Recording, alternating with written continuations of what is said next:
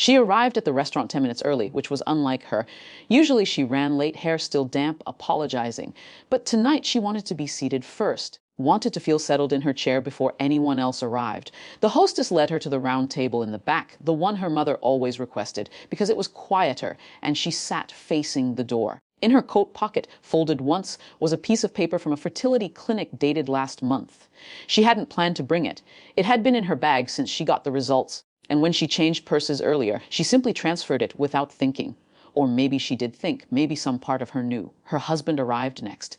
He kissed her cheek, sat beside her, ordered a whiskey, normal. Then her parents. Then her sister, late as always, breathless, pretty apologizing to the waiter as she slid into the chair across from him, across from her husband. She noticed how they didn't quite look at each other, how her sister's hand lingered on the back of his chair before sitting, how he adjusted his glass, moved it an inch to the right for no reason. She noticed. And then she stopped noticing, or told herself to stop. The dinner moved forward. Salad, then pasta. Her mother talking about a neighbor's divorce. Her father asking about someone's roof. Normal. So normal that when her sister stood and tapped her glass with a fork, she thought it was for the birthday cake, for the waiters to come singing, but her sister was looking at her, smiling, nervous but excited. "I have an announcement," her sister said, "and I wanted to make it tonight at my sister's birthday, because it wouldn't be right to do it any other night without her here." The table went quiet. Her husband stared at his plate. "I'm pregnant," her sister said. Her hand went to her stomach, the gesture already rehearsed. "And the father is." She looked at him. Actually looked. "He's here. We're together now. I know this is shocking, but we wanted to be honest. We wanted to stop lying." Her mother made a sound, small, high, like a door closing. Her father didn't move, and she sat there in the quiet and felt the room tilt, felt everyone looking at her, waiting for the collapse, the crying, the running to the bathroom, the scene. She didn't do any of that. Instead, she stood. Her chair scraped the floor. She picked up her water glass because the champagne was still untouched.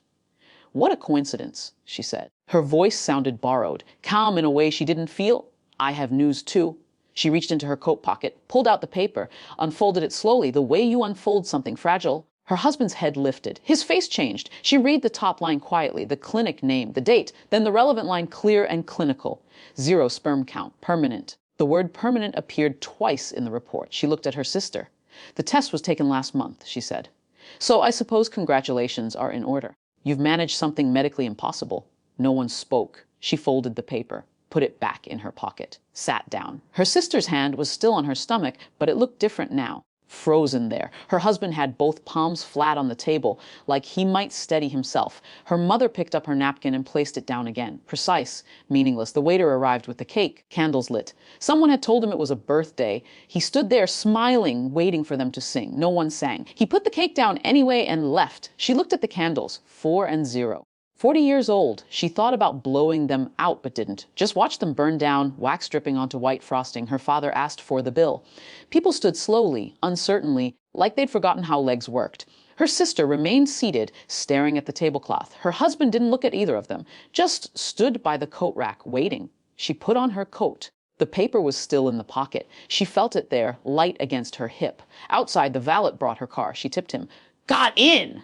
Adjusted the mirrors even though she hadn't moved them. Driving home, she passed the fertility clinic. The sign was lit. She looked at it for a moment and then looked away. She would never have to wonder again. That was the only clear thought. All those months of testing, waiting, hoping, blaming herself, gone now, replaced by something solid, something she could hold. She would never have to wonder.